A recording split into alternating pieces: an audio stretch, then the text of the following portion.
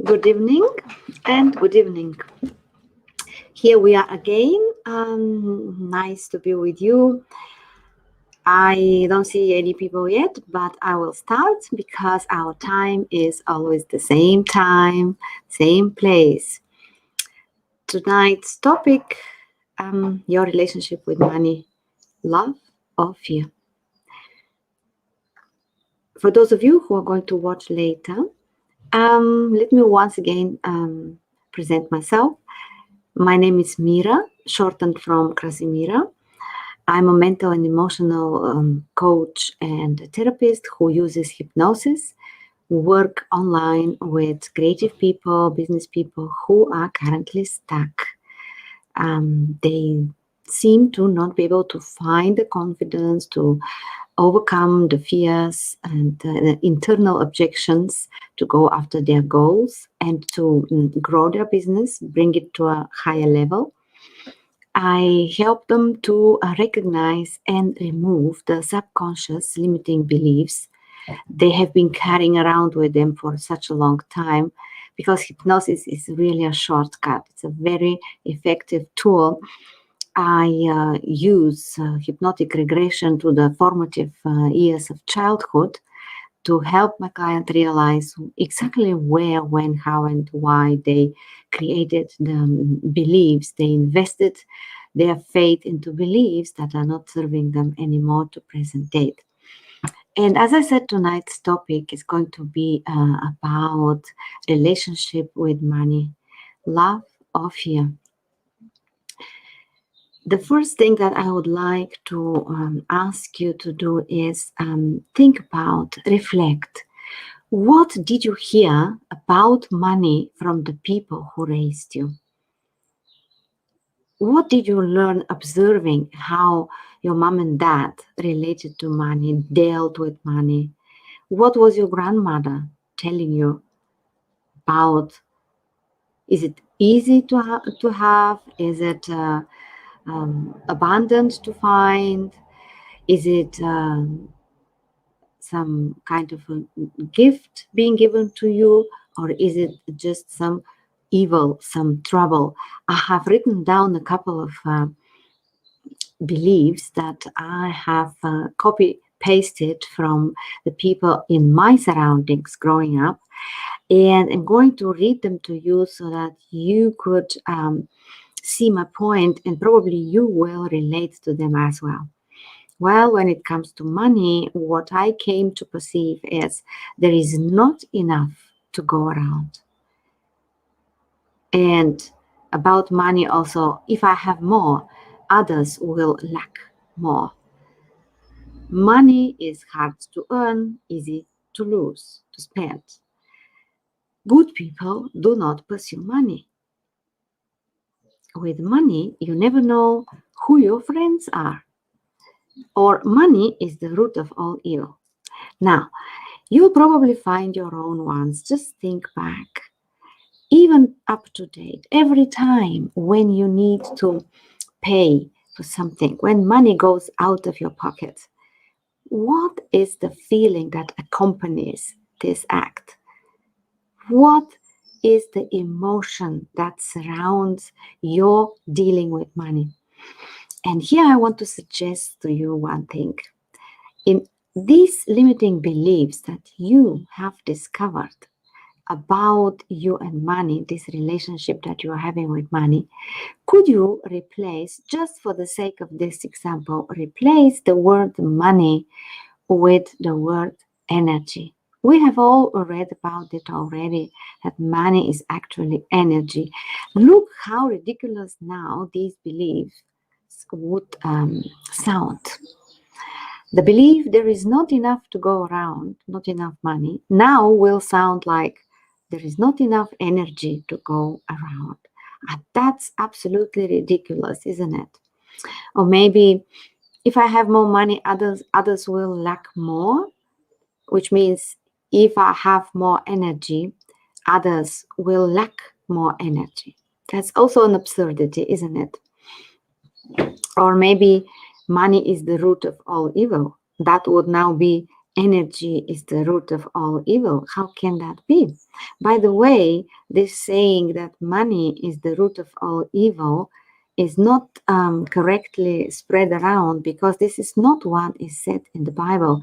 The Bible says the love of money is the root of all evil, which means that if you happen to love money more than you love people, then money becomes a trouble, because money is supposed to be a means for exchange of goods.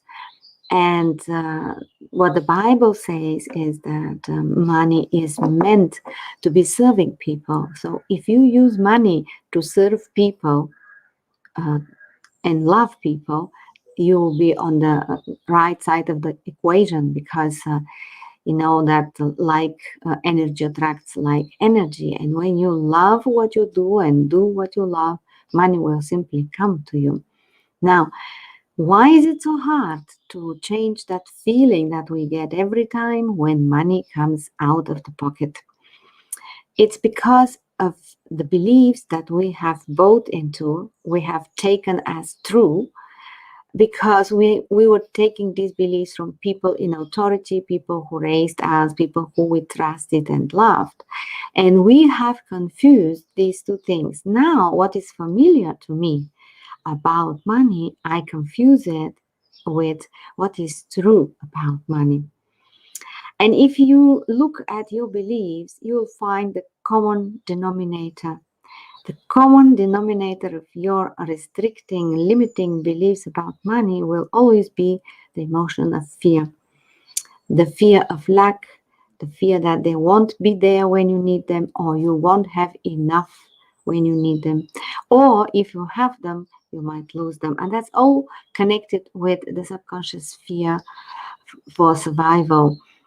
The book that I wanted also to mention to you that I have recently read is written by a Japanese millionaire, Ken Honda, and the name of the book is Happy Money.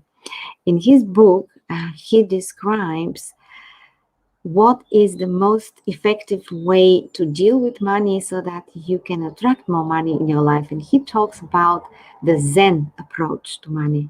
The Zen approach to money is when you're in complete peace, when you think about money, when you deal with them, when you give them, and when you receive them. He gives an example. People who have a Zen relationship with money, they just are involved within what they love doing, and they do what they love, and they don't think about how much money is going to come out of that, when money is going to come. And when they go into a restaurant to order, they don't look on the side with the prices, because they have this loose relationship when they know with money, that they know that money is just the reward for service well rendered. And as they are involved within their creativity, within their inspiration, creating goods are coming back to them. Yet, by the way, it's a very interesting book, I really recommend. Yet it's very hard to sustain a Zen approach to money. Have you heard about this? I have read about this multiple times, how people who won the lottery, 70% of these people who won the lottery went bankrupt within a year or two, and some even committed suicide. Because, there is one basic rule of the subconscious mind that you need to know. The subconscious mind will always try to drive you towards what is familiar and drive you away from what is new and unknown, just for the sake of survival. If having much money is not familiar to your subconscious mind, it will do the necessary to make you lose them, to keep you away from them, because it interprets them as unknown, new, therefore potentially dangerous. And the subconscious mind, of course, does it in order to protect you. And it cannot differentiate what is good for you and what isn't. It just does what it has been created. Its function to do is to just keep you stick to what is familiar. So if you want to change your money situation, there are these two things that you need to do. You have to address your limiting beliefs about money, because they have created a blueprint for your subconscious mind to act upon. It always acts upon what it finds within your inner environment, the memories, the emotional imprints, and the conclusions that you made about and around money while you were growing up, observing the world around you. So your subconscious mind will do its best, and believe me, it can do a lot to make you transform your beliefs into real life experiences. So that's where hypnosis comes in, and it's so handy as such a shortcut tool, because in hypnotic regression you go back to childhood and you can find the root, the cause, and the reason for your issues with money to present date, because you can find where, when, how, and why did you create a belief about lack, about you not being good enough. What is the reason that today in your business you hesitate to increase your prices, or to just charge the amount that you want to receive? And nevertheless, when you stand in front of your customer and then you feel uncomfortable charging for your product and for your service, it's because of two things. It's either your self-image. Who am I? How valuable am I? Hi, Stanislava.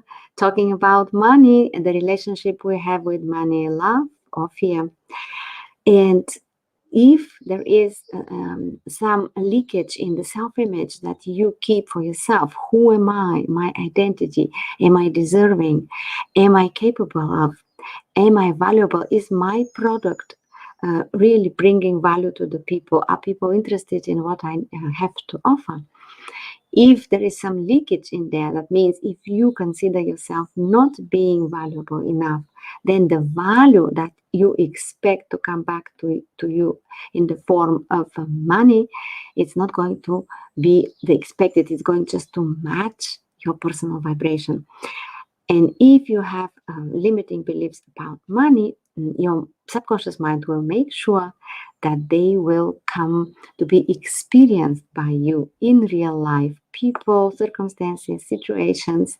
So that's why what we do in hypnosis is we address your identity, your self-image. Who do you believe you are on a subconscious level? Where in your childhood did you accept a suggestion that you are less than expected, you are not as good as expected, that you cannot perform, that you cannot deliver? As children, we are very eager to please the people who are raising us, because we depend on them for survival. And it's very easy to get feedback that is not congruent with our strive to be loved, to be valued, to be cherished, so that the people that are around us really give us time, attention, and love. And when that doesn't happen, we conclude that, well, I must be not so valuable. And now, as a grown-up in your business, you might really struggle with enhancing in the value of your product, in the sense that you want to increase the price, and yet you're doubting that that will be accepted by the niche of customers that you're serving, or maybe you're simply embarrassed to ask the appropriate amount for your services. And this is all because of that rule of the mind. Your mind will always drive you towards the familiar. What is familiar for you is having a lot of money familiar to you, and it will always drive you away from what is not familiar. If your family of origin has struggled with money, chances are your attitude to money will be based upon fear as well. And by law of attraction, like attracts like. The more you fear, the more you worry, the more you believe in scarcity. That's exactly the experience that you're going to create. I would like to offer you now a simple tool that can make a lot of change, a lot of difference to you if you apply it persistently, consistently for at least 21 days. I want to tell you about one very important and easy way in which you can influence your own subconscious mind in the direction that you are choosing for yourself.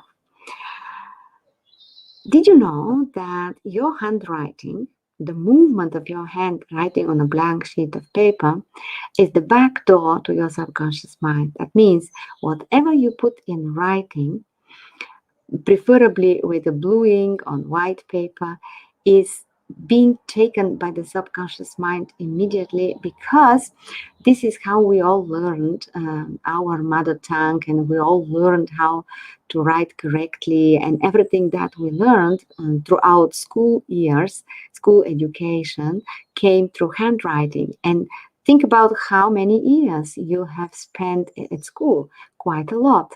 That's time long enough for the subconscious mind to accept the writing as a source of information. It always takes it in, and it is very familiar to your mind to learn by writing.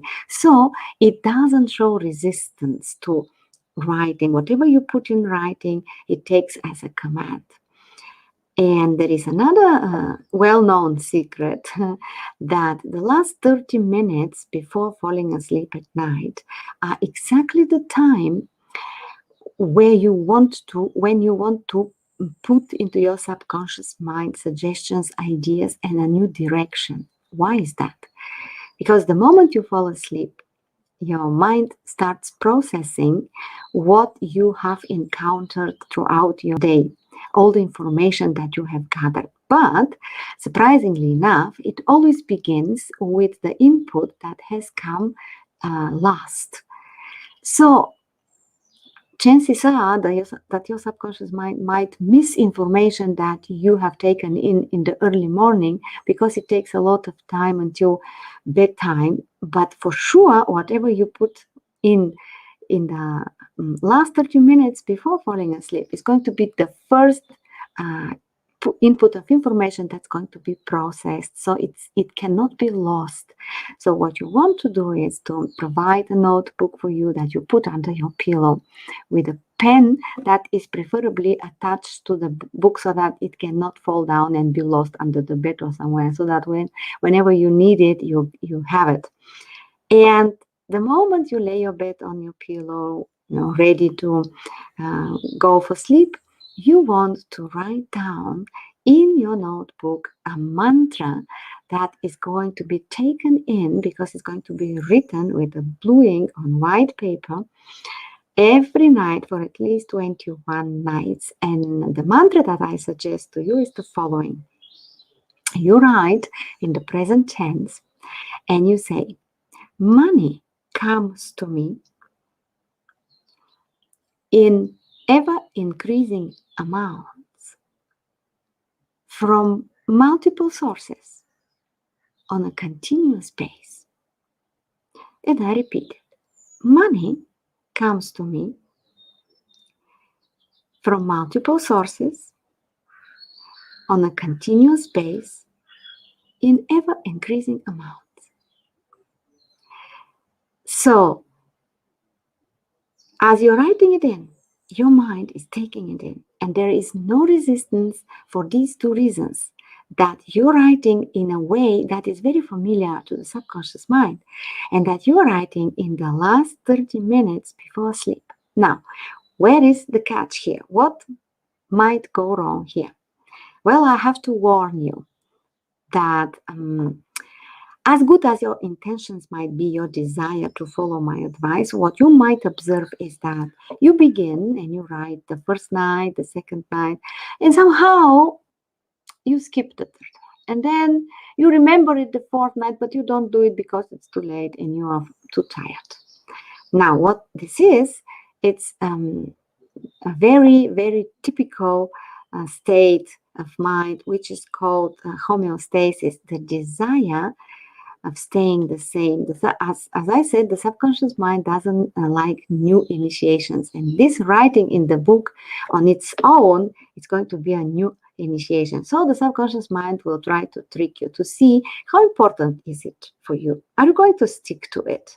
Because if you stick to it, then the signal that you're giving is, yes, it's important to me, I need it, and it's becoming more and more familiar because you keep doing it night after night.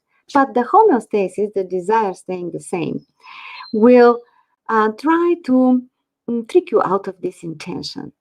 So don't be surprised and don't give in. If you should, let's say, skip one evening, start again from evening one and do it for so long until you have managed to do this for 21 nights in a row. You will be amazed at what is going to come towards you in regard to money streams, and you will see a sign and a signal that your subconscious mind has really taken it in. Because I will never get tired to repeat that you shouldn't be afraid of the subconscious mind and how it is said that it's so mighty, so powerful. Yes, it is. But when you give it direction, it can serve you. Your mind can be a terrible master, but it also can be an excellent servant. How long or what? How long you need to write the mantra? 21 days at least. They say, well, better if you do it for 68, and the best is for 3 months. 100 days is considered to be, the best time frame in which you install sustainable changes, because what you have done within 21 days to begin with. 21 days to begin it. But for real quantum leap, for real quantum change, you want to stick with it for 100 days. But if you do it for 21 days, that's the first necessary step, because after that it will have become very familiar to your mind, and you will see less resistance. That means you'll be more inclined to do it, not to skip it. But if you have noticed that you have skipped it, don't go hard on yourself. It is so typical, it's so natural to encounter resistance. It's just that it doesn't serve us. That's why stick to your guns, as it is said, and just begin from day one. What I usually do, I buy myself one of these wall calendars with big dates for the month, and I just put it on the wall next to my bed. And every night when I write my mantra, I just take special pleasure in just crossing the day in which I did it, and I didn't let resistance trick me, and I didn't give up. It's so easy, I have myself encountered this lots of times. Oh, now I need to write the mantra. Oh no, I'm so tired. No way. Skip it. And and there were times that I didn't do it. And so I started again from day one. But eventually, I have been doing this for probably when I studied therapy, hypnotherapy 2013, and this procedure was a part of the mental bank method that we as hypnotherapists learned to give to our clients when we were working on money blueprints and changing, the money beliefs and the financial state and abundance. When we were learning about programming abundance, that was a main tool that we were always giving to our clients, and I learned it there, the mental bank project, the mental bank approach. And I've been doing this since then, and I managed to change my financial status for at least 3 times, I think, doubling my yearly income since then.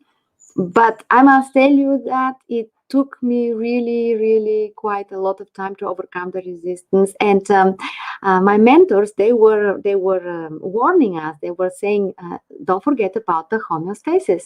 It's very natural and it will kick in, but just don't give in. Just keep up keeping up.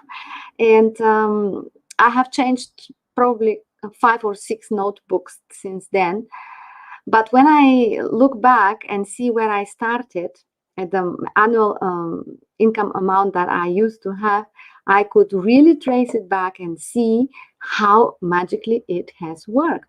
Well, magically and also actually scientifically proven, because neuroscientists pretty much pretty good have figured it out and know how our mental systems function and work. So it's a simple tool, but it can make a lot of difference if you should stick to it.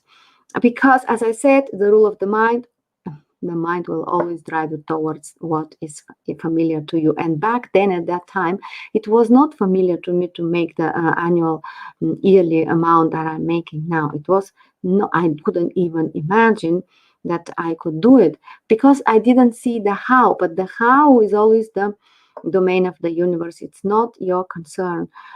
Your job is to direct your focus and to invest your faith in a step, into an action step that is a tool, a means for bringing you forward. And you just stick to your guns. As I say, you just keep up keeping up. That is, you actually make a choice on a level of action. And I always say that this is what makes the big difference. The choices that we make, and making a choice is not the same like making a decision, because decision is happening on a mental level. Okay, I am going to do that, and I am planning to do that, and I am decided to do that, and I am willing and eager to do that. Well, that is still on a mental level. The only thing that a choice is an action taken, an action performed. And an action that is performed consistently, persistently for long enough so that you can see its fruition. And the subconscious mind will always be in the way in the beginning until the new thing becomes a new known. Just like riding a bicycle. When you started, it was completely new. Now you don't even give a second thought. And it's the same in regard to money. You want to prepare your mind about what is possible for you. And you want that it becomes very familiar, very well known to your mind that money comes to me in ever increasing amounts on a continuous base from multiple sources.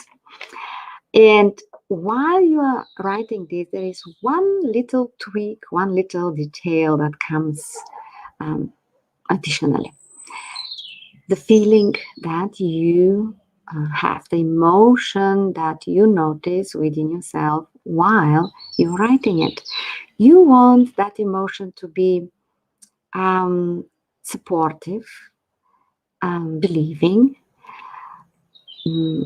positively hopeful, motivated, inspired. And you will very much be aware and be on the lookout for doubt, disbelief, sarcasm, some kind of a feeling that in itself shows that you don't quite believe that this is possible for you. Because what is a feeling? What is an emotion? It's the energetic signal that you are sending. And we live in an energetic universe. And we have read that it happens this way, that like energy attracts like energy. Yeah, but have you been aware that actually it's all about the emotion that you radiate? Sometimes you can tell about a person just by looking at them what they are radiating, what is the energy that they have chosen for themselves. Just looking at the facial expression, the gestures, the body posture, you could tell, even when they're not talking to you, even when they're not talking at all. It's because what you're thinking can be seen at you, can be felt in your surroundings from the people observing you. And in the same way, when you're writing your mantra, you are sending signals back to your subconscious mind. How do you consider this? Do you consider this possible for you? And when you consider it possible, that will be easy and natural for you to feel good about it. The state of feeling good is the basic tool that you can use for attracting everything back to yourself. That's why Ken Honda talks about Zen approach about money. Because when you think about money, when you write about money, when you touch money, when you deal with money, when you exchange money, you are sending a signal by the emotion, the prevailing emotion that is surrounding this act of dealing with the money. So you want your emotion to be calm, cool, collected, thankful, inspired, creative, and you don't want to kick into the gear of, well, worried now and maybe anxious, look at my bank account. Oh, I'm not quite sure how I'm going to cover up for those expenses. No, you want to stay away from fear, because there is only two basic emotions in the intimate relationship with money that you have that determine your state of abundance or your state of lack. It's either fear or love. And it's your imperative to take responsibility and to observe the way you react internally with your emotions. That will tell you a lot about what is it that you believe to be true about you and money. And as I said, if you embrace one single tool and repetitively use it for a long enough, you will be happy you did. Once your subconscious mind embraces it, there's no going back. It's going to become just a part of your blueprint, and your subconscious mind will begin acting automatically on it. So it is well worth it, you putting the effort. Take a notebook, take a pen, put it under your pillow. Don't miss a night for 21 days in a row. And if it helps you, just like it helps me, put a calendar on your wall, because it's an additional reward to see the days just multiplying all these crosses over the numbers of the calendar days. That is something that really motivates me and it makes me stick to it, and also reminds me, because before I go to bed and I put my head on my pillow, I have to look at the calendar because it's in front of me, and then I see that, today's date hasn't been crossed yet. And the way you do one thing is the way you do everything. If you can learn to direct your focus and to invest your faith into the next best choice that you can make for you now, you will be able to move very much ahead, because change happens incrementally. And if you can make one step today, that is a sign and a signal that you can move forward. Because if you don't make one step today, when are you going to make all the rest of the steps at all? So that was a very, very good tool that I wanted to share with you tonight, and to encourage you to take charge. Step into your power and direct your mind. Your mind is multiple. Neuroscientists have proven that it is very flexible. It's the plasticity. They're talking about plasticity of the mind, just like the Play-Doh that kids play with in kindergarten, just making different figures out of the same mass after warming it up between the two palms. That's how moldable. I'm happy that you're taking it in. When I learned about that, I was fascinated, and then it struck me how much is possible. And if the mind is multiple and so flexible, there must be somebody to take it in their hands and to begin shaping it. And that somebody better be you. Because if you don't step in, you know what is going to step in? The autopilot. because the subconscious mind, if it doesn't see any command coming, is going to do what it has ever been doing. The same thing, the old, good old knowns, and it will believe that it does a good job. And it really does a good job always, but it is upon you to decide what kind of a job it is going now to perform for you. And by using tools and techniques, that's what you're doing. You're taking charge, you're taking responsibility to make your mind work for you, to simply give it a direction, just like when you're in your car. I mean, unless you have a very modern one that goes on autopilot, you have to give it, the direction. You have to be at the steering wheel. And it's the same thing with your mind. So I wish you really embrace this tool, and I'll be very happy if you share, because 21 days is not such a long time. In 3 weeks, you share with me, you give me a feedback. How did it work for you? What happened to your money flow? Because, your subconscious mind is willing to serve you, is eager to serve you. It will always be there for you if you would just reach out and say, look, this is my will, and my will is your command. It will follow. So, with this, having said that, wishing you a nice evening, and thank you for being with me. And we'll be together again next week, same time. Go ahead and practice. It's a practice that makes the meister. It's not the knowledge. It's only what you put into practice that will give you gains from everything that you have come to know. Okay, so I'll talk to you again soon.